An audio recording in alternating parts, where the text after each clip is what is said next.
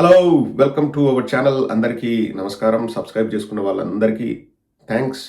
ఎవరైనా సబ్స్క్రైబ్ చేసుకోకుండా ఉంటే please subscribe to our channel and మీకు ఈ వీడియో నచ్చితే లైక్ చేయండి.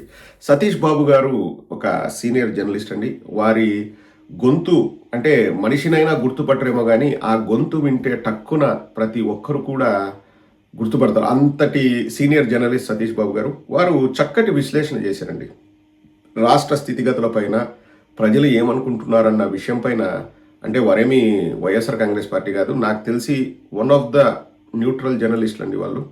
ఇంకా ఎవరైనా లేదన్నా అతను టీడీపీ సపోర్ట్, వైసీపీ సపోర్ట్ అంటే నాకు తెలీదు. నాకున్న అభిప్రాయం నేను చెప్తున్నాను. వారు ఒకసారి మాట్లాడతారు. ఒక 2 నిమిషాలు వినండి. రాష్ట్రంలో పరిస్థితులు ఎట్లున్నాయన్నది చక్కగా వివరిస్తున్నారు. ప్రతి ఒక్కరికి కూడా తెలియాలి. ప్రతి ఒక్కరు కూడా ఇటువంటి విశ్లేషణలను చర్చల్లో పెట్టాలండి. పెడితే ప్రజలకు అర్థమవుతుంది. ఏదో నేను వైఎస్ఆర్ కాంగ్రెస్ పార్టీ గురించి సపోర్ట్ చేస్తా, ఇంకొక టీడీపీ గురించి సపోర్ట్ చేస్తా మాట్లాడడం కాదు. అలా కూడా మాట్లాడొచ్చు. మన వాయిస్ మనం వినిపించుకోవచ్చు. కానీ న్యూట్రల్ జర్నలిస్టులు కూడా ఏమంటున్నారో ఒకసారి రాష్ట్ర ప్రజలు కూడా తెలుసుకోవాలి. వాటికి మనం పబ్లిసిటీ ఇవ్వాలి. ఒకసారి వినండి. జనసేన బీజేపీ కూటమి రథసారథిగా ఆయన అధికార పగ్గాలు చేపట్టి అప్పుడే 677 రోజులు దాటేసింది. సిటీ పాలన ఎలా నడుస్తోంది? అప్పుల భారంతో అడుగులు తడబడే ప్రమాదం పొంచుద్దా?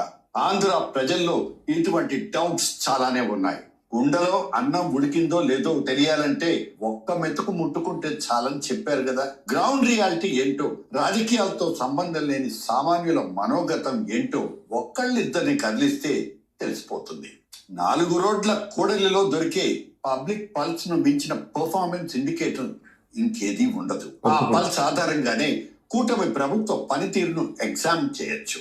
దీంతో చంద్రబాబు 4.0 సిన్సియర్ రిఫార్మర్ ఎంట్రీనా లేక కేవలం పక్కా ఇమేజ్ మేనేజ్మెంట్ స్ట్రాటజీయా అనేది అర్థమవుతుంది. కూటమికి అధికారం ఇచ్చారు. ప్రస్తుతం దాని పనితీరు ఎలా ఉందనే ప్రజలు పరిశీలిస్తారు. కాకపోతే పాత కొత్తల మధ్య బేరుజు మాత్రం వేసుకుంటారు. ఇప్పుడైతే కింది స్థాయిలో విచ్చలవిడి అవినీతి ఉంది. ఎమ్మెల్యేలు, నాయకులు భూ కబ్జాలకు పాల్పడుతున్నారు. ఏ డిపార్ట్మెంట్ కు వెళ్ళినా మాఫియాల మాటే చెల్లుబాటు అవుతోంది. ప్రతి పనికి డబ్బు చేతులు మారుతోంది. ఇక మహిళల మీద నేరాలకు చెక్ పడట్లేదు. నాయకుల రహస్య వీడియోలు వైరల్ అవుతున్నా వ్యవస్థల్లో కదలిక మాత్రం లేదు. అయితే ప్రభుత్వ యంత్రాంగం వ్యవస్థ ఇంకా సెట్ అవ్వలేదంటూ టీడీపీ టాప్ లీడర్లు కవర్ చేస్తున్నా దీపం ఉండగానే ఇల్లు చక్కబెట్టుకోవాలన్న చందంగా కింది స్థాయి క్యాడర్ రెచ్చిపోతోందన్నది common man version. Point of power అంత ఈజీయా? ఇక చంద్రబాబు ముందున్న అతిపెద్ద లక్ష్యం తన వారసుడైన లోకేష్ కి పగ్గాలు అప్పచెప్పడం. ఈ మధ్య నేషనల్ వర్కింగ్ ప్రెసిడెంట్ గా ఎలివేట్ చేసేశారు కూడా. అయితే పార్టీ పగ్గాలు ఇచ్చినంత ఈజీగా సీఎం పీఠం బదలాయించడం సాధ్యమేనా? కూటమి పాలిటిక్స్ లో సొంత పార్టీకి చెందిన సీనియర్లు సైలెంట్ పాలిటిక్స్ నడపట్లేదా? ఇక కూటమిని అధికారంలోకి తెచ్చిన మెయిన్ పిల్లర్ లాంటి పవన్ కళ్యాణ్ ఫ్యాక్టర్ ఖచ్చితంగా స్పీడ్ బ్రేకర్ కాదా? ఈ రూట్ లో వచ్చే ఆటంకాల్ని దాటే ప్లాన్ చంద్రబాబు దగ్గర అసలు ఉందా? జగన్ ను బూచిగా ఎంతకాలం చూపిస్తారు? పొద్దున లేస్తే ప్రధాన ప్రత్యర్థి జగన్ నామస్మరణ చేయకుండా ఎందుకని ఉండలేకపోతున్నారు? ఆపోజిషన్ లెస్ పాలిటిక్స్ చేయాలన్న ఈ ఆలోచన ప్రజాస్వామ్యానికి కరెక్టేనా? చాలా చక్కటి విశ్లేషణ అండి. అసలు అపోజిషన్ లేకోకుండా చేయాలన్న ప్రయత్నం అయితే భారీగా జరుగుతుందండి. నేను అందుకనే ప్రతిసారి మిమ్మల్ని సబ్స్క్రైబ్ చేసుకోండి, నాకు మీ సపోర్ట్ కావాలి అని నేను చెప్తున్నాను. గత 5 ఏళ్లలో ఎప్పుడు కూడా నేను చెప్పిన దాఖలాలు లేవు. కానీ బలంగా టార్గెట్ చేయాలని చూస్తున్నారు. మాట్లాడిన ప్రతి ఒక్కరిపైన కేసులు వేస్తున్నారు. ఎవరైనా మీరు చేసేది తప్పు అంటే వాళ్ళపైన ఉక్కుపాదం మోపడానికి వాళ్ళు ట్రై చేస్తున్నారు.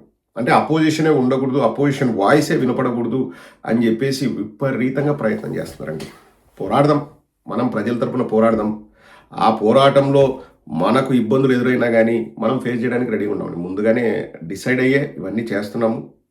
చేసుకొని ఎంతగా ఇబ్బంది పెడతారో పెట్టని. అది ప్రజాస్వామ్యం అన్నది చాలా చాలా గొప్పదండి. ప్రజాస్వామ్య పరిరక్షణ కోసం మనమంతా పాటుపడుతున్నాం. నియంతృత్వ పోకడలు అన్నది మన దేశంలో అది మంచిది కాదు. మహామహులే మట్టి కొట్టుకొని పోయినారు. ఇప్పుడు ప్రతిపక్షానికి గొంతే ఉండకూడదు, వాళ్ళు మాట్లాడకూడదు, వాళ్ళు ఏం మాట్లాడినా మేము కేసులు పెట్టి ఇప్పుడు లిటరల్‌గా అండి ఇది చెప్పాలంటే కూడా నాకు బాధేస్తది గానీ, పోలీస్ సోదరులను బెదిరించి ట్రాన్స్‌ఫర్‌లు చేస్తాం, మీ ఉద్యోగాలు ఊడబెరుకుతాం, నిన్ను సస్పెండ్‌లో పెడతాం, నిన్ను వీఆర్‌కి పంపిస్తాం, ఏవో చెప్పి వాళ్ళను భయపడిచి, వాళ్ళను గూండాల్లాగా తయారు చేసి, వాళ్ళ చేత కేసులు పెట్టించి, వాళ్ళను రౌడీల్లాగా వాడుకుంటున్నారండి. కొట్టడము, అమ్మనా బూతులు తిట్టించడము. ఇది పద్ధతి కానే కాదండి. ఇప్పుడు ప్రజాస్వామ్యానికి పట్టుకొమ్మలైన వ్యవస్థల్ని చెప్పు చేతుల్లోకి తీసుకుంటే ప్రజాస్వామ్యం కుప్పకూలిపోయే పరిస్థితి ఉంటదండి. అప్పుడు సామాన్యుడి మాటకు విలువ ఉండదు. ఇది ప్రతి ఒక్కరు కూడా మనం గమనించాలి. ఇప్పుడు వాళ్ళు చేసేదేందంటే తెలుగుదేశం వాళ్ళు అధికార దుర్వినియోగం, మా దగ్గర అధికారం ఉంది కదని మేము విచ్చలవిడిగా రెచ్చిపోతామని చెప్పేసి అడ్డు అదుపు లేకోకుండా అరెస్టులు చేయడము, వాళ్ళు విలాసవంతమైన జీవితాలు గడపడము, ఫ్లైట్లలో తిరగడము, హెలికాప్టర్లలో తిరగడము, విదేశాలకు ఏదో మంత్రుల కమిటీలని చెప్పేసి టూర్‌లేసుకొని కులకడము, ఊరేగడము, ఇవన్నీ చేస్తున్నారండి. అసలు గ్రౌండ్ లెవెల్‌లో ఎలా ఉందో సతీష్ బాబు గారు చెప్పారు కదండీ! ప్రతి చోట లంచము, పైరవీలు, గుత్తేదారులు, వాళ్ళు చెప్పిందే వేదం, చేసిందే శాస్త్రం. అధికారుల దగ్గరికెళ్ళి, ప్రభుత్వ ఉద్యోగుల దగ్గరికెళ్ళి బెదిరించడము, "ఏయ్! నేను చెప్పినోడికి పనులు చేసి పెట్టు. నేను చెప్పకపోతే లేకపోతే నా దగ్గర నుంచి ఆర్డర్స్ రాకపోతే ఎవడికి పనులు చేయొద్దని" చెప్పేసి హుకుం జారీ చేయడము. ఇసుక దందా, లేకపోతే కల్తీ మద్యము, ఒకటి కాదండి. ఆడపిల్లల పైన అఘాయిత్యాలు. ఒక చక్కటి ఉదాహరణ అండి. నడి రోడ్డు పైన పోలీసులు లాఠీ తీసుకొని ఒక మహిళను కొడితే జనసేన వాడికి ఏమీ యాక్షన్ కూడా లేదండి. వాడి పైన కేసులు కూడా లేవు. ఎంత దారుణం అండి. ఎవడికో ఎక్కడో మనోభావాలు దెబ్బతింటాయి. ఏదో చంద్రబాబు నాయుడు గారిని లేకపోతే పవన్ కళ్యాణ్ గారిని ఏదో అన్నారని. ఇప్పుడు చంద్రబాబు నాయుడు గారిని ప్రశ్నించారనుకోండి, ప్రశ్నిస్తే కూడా మనోభావాలు దెబ్బతింటాయి. వాళ్ళ మీద కేసులు. చూస్తూనే ఉన్నాం మనం రాష్ట్రంలో ఏం జరుగుతుందో. అండ్ ఇంకా నారా లోకేష్‌కి ఇంకా ముఖ్యమంత్రి పదవి ఇస్తారన్నది లాంఛనం అండి. ఈ టర్మా, నెక్స్ట్ టర్మా అనేది వాళ్ళు ఏం మాట్లాడుకున్నారో మనకు తెలీదు. పట్టించుకోవాల్సిన అవసరం లేదు గానీ, ఎప్పుడు నారా లోకేష్‌కి ముఖ్యమంత్రి పదవి ఇచ్చినా పవన్ కళ్యాణ్ జీ హుజూర్ అని చెప్పేసి యాక్సెప్ట్ చేస్తాడు తప్పితే పవన్ కళ్యాణ్ వ్యతిరేకించడు. వ్యతిరేకించాల్సిన అవసరం లేదు. ఒకవేళ జనసేన వాళ్ళు మొత్తం వ్యతిరేకించినా పవన్ కళ్యాణ్ ఒకటే అంటాడు, మనం సచ్చినట్లు 15 ఏళ్ళు కలిసి ఉండాల్సిందే, మీకు ఇష్టం ఉంటే ఉండండి లేకపోతే దొబ్బేయండి అంటాడు. ఓపెన్‌గా అంటాడు. ఎందుకంటే పవన్ కళ్యాణ్‌కి కొన్ని కిటుకులు తెలుసు. బాగా నమ్ముతాడు. ఏంది పోయినసారి గెలిచినారంటే నా వల్లే గెలిచినారనే ఫీలింగ్ ఒకటి ఆడ పవన్ కళ్యాణ్‌కి ఉంది. కాబట్టి నాకు ఇబ్బడి ముబ్బడిగా ప్యాకేజ్ వస్తదని. రెండోది, నేను ఏదో ఒక ఎమోషన్‌ని రెచ్చగొడతా. ఇంతకుముందు కులభావం అన్నా ట్రాప్‌లో పడినారు. ఇప్పుడు మతభావం అంట ట్రాప్‌లో పడతారు. ప్రజల్ని గొర్రెల్ని ఎలా చేయాలో నాకు తెలుసు. ఇప్పుడు నేను లోకేష్‌ని అపోజ్ చేసి నేను పీకేదేం లేదు. నాకు పూర్తి బలం లేదు. సంఖ్యాబలం లేదు.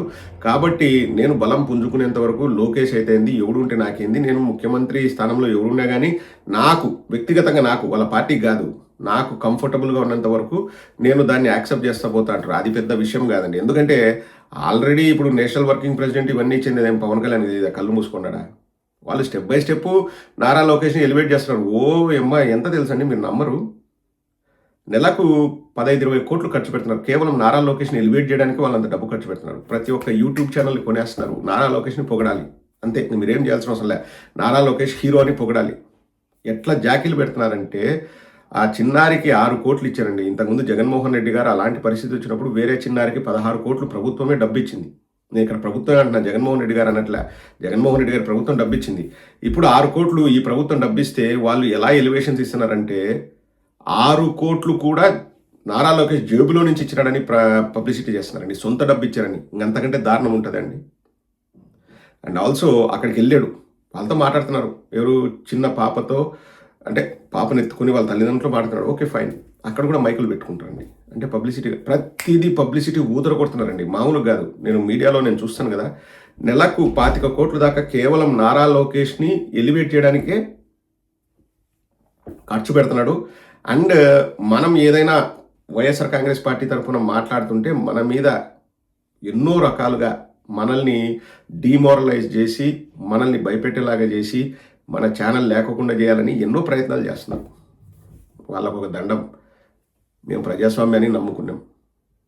సతీష్ బాబు గారు చెప్పింది కూడా అదే. ప్రజాస్వామ్యంలో ప్రజాస్వామ్యానికి విలువనిచ్చి, ప్రజలకు గౌరవం ఇచ్చి పరిపాలన చేస్తే బతికి బట్టగట్టగలరు. లేకపోతే మట్టి కొట్టుకొని పోతారు. అందులో ఎటువంటి అనుమానం లేదు. బట్ చక్కటి విశ్లేషణ చేశారు సతీష్ బాబు గారు. థ్యాంక్ యూ అండి.